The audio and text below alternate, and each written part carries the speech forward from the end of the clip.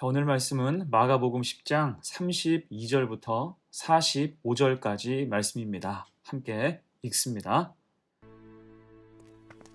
예루살렘으로 올라가는 길에 예수께서 그들 앞에 서서 가시는데 그들이 놀라고 따르는 자들은 두려워하더라.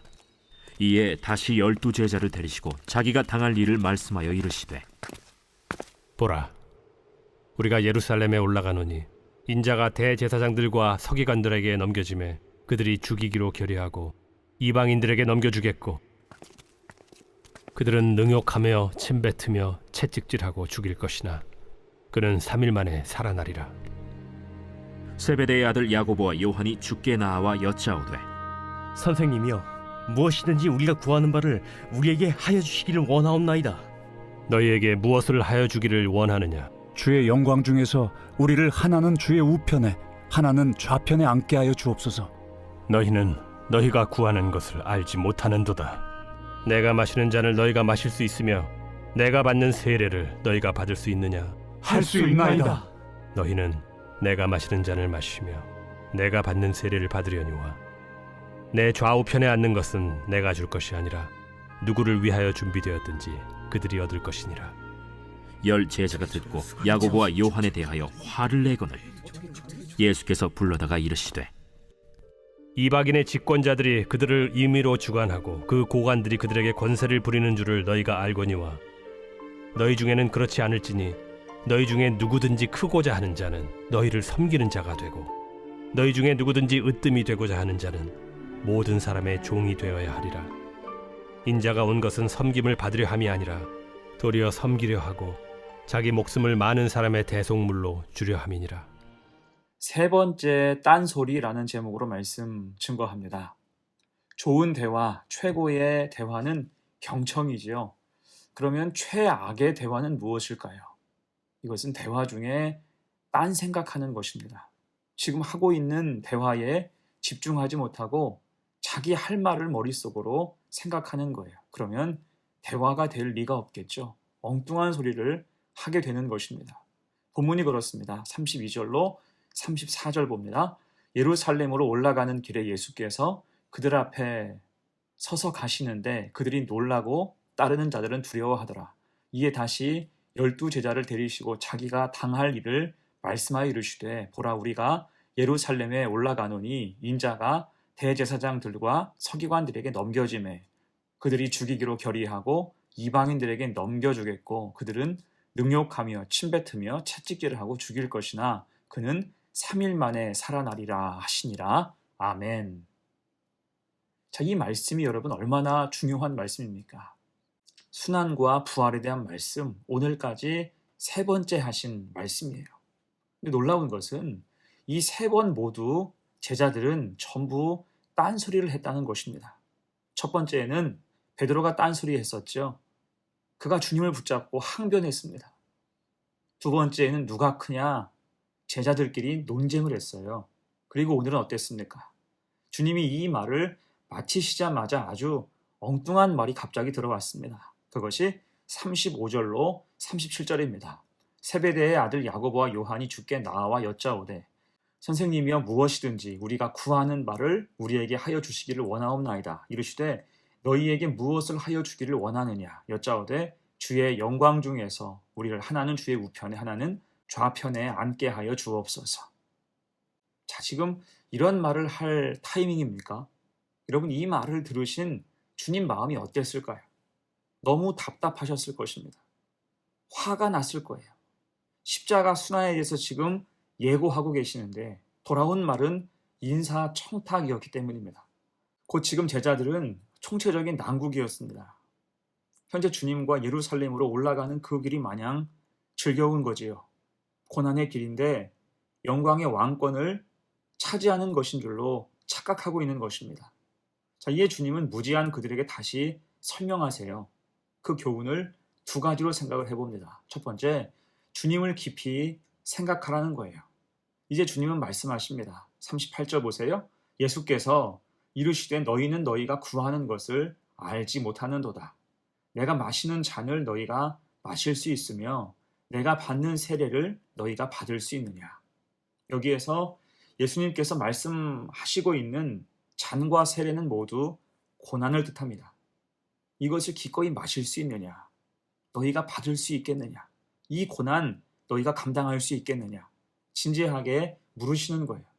이게 야고보와 요한은 그 깊은 의미도 모른 채 할 수 있나이다 라고 대답했습니다.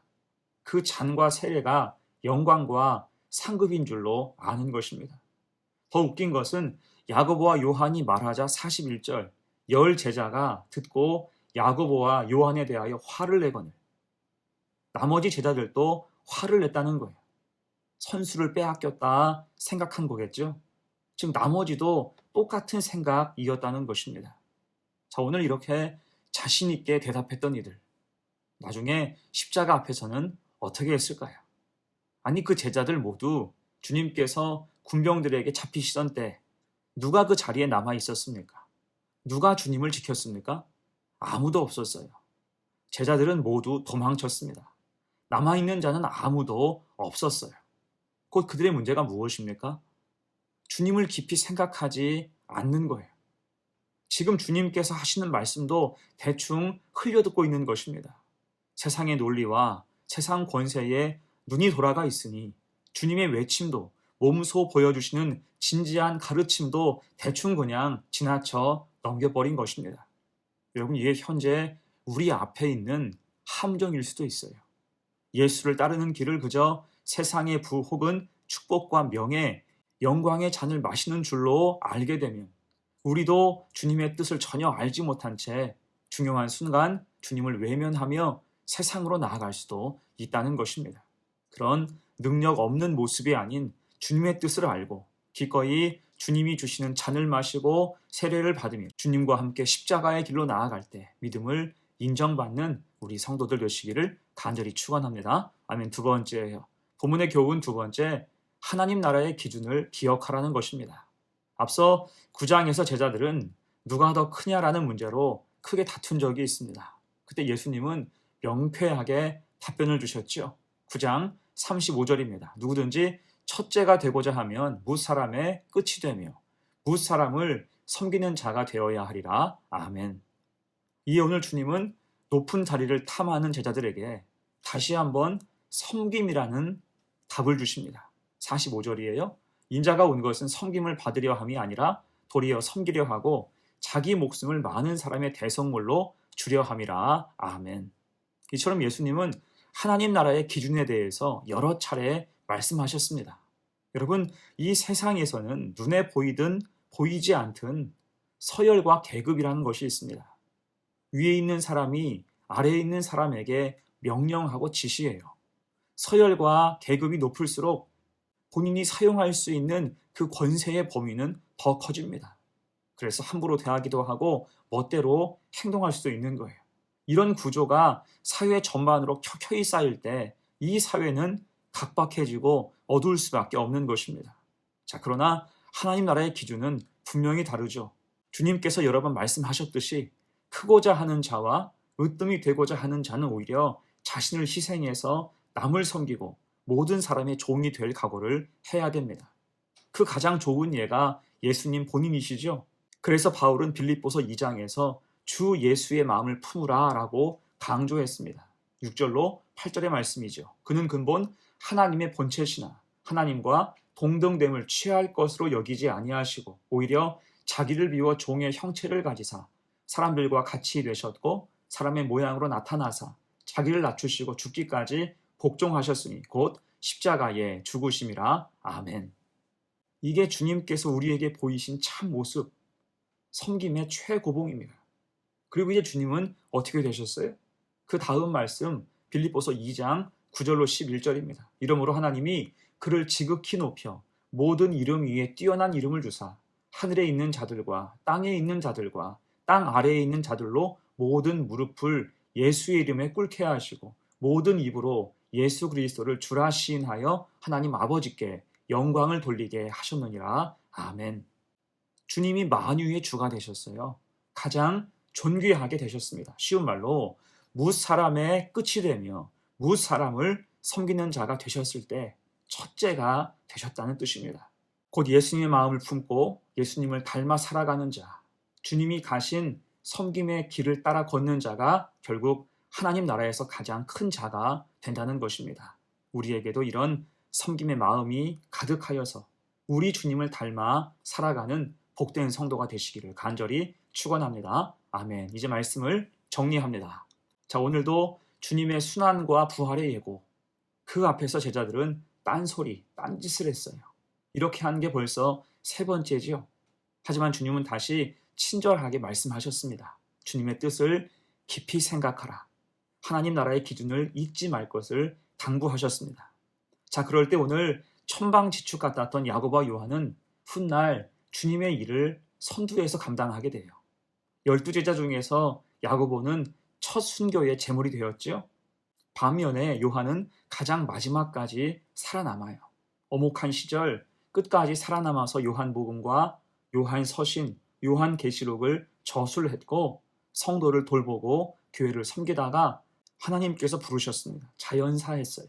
그래서 요한에 대해서는 살아있는 순교자의 삶을 살았다고 이야기합니다. 곧 이들 모두 오늘 본문에서 원했던 것처럼은 살지 못했지만 영원한 하나님 나라에서는 그 자리 이상의 존귀함과 영광을 얻게 되었다는 거예요. 어떻게 해요? 주님 말씀을 가슴에 새기고 하나님 나라의 기준을 기억하여 살아갈 때, 여러분, 그래서 우리도 현재 믿음을 돌이키고 주님의 뜻을 깊이 생각해야 할 줄로 믿습니다. 주님의 잔과 세례에 참여하며 믿음의 길을 가고 섬김의 삶을 기꺼이 살아야 돼요. 그렇게 하나님 나라의 일원이 되어서 사명을 잘 감당하고 주님께 인정받는 복된 성도가 되시기를 간절히 축원합니다. 아멘. 함께 기도합니다. 하나님 아버지, 우리의 삶을 인도하옵소서. 우리도 오늘 제자들처럼 세상을 기웃대며 세상 권세에 속아서 그것을 추종할 뿐 아니라 주님을 그 도구로 생각할 때가 있었음을 고백합니다. 대신 오늘 주신 말씀을 깨닫고 주님 말씀 앞에 회개하며 주님이 주시는 잔과 세례를 받는 마음으로 십자가의 길을 가게 하옵소서. 그럴 때 우리를 채우시고 돌보시는 가운데 섬김의 삶을 살며 하나님 나라의 일원으로서 사명을 감당케 하옵소서. 감사드리며 예수님의 이름으로 기도하옵나이다. 아멘.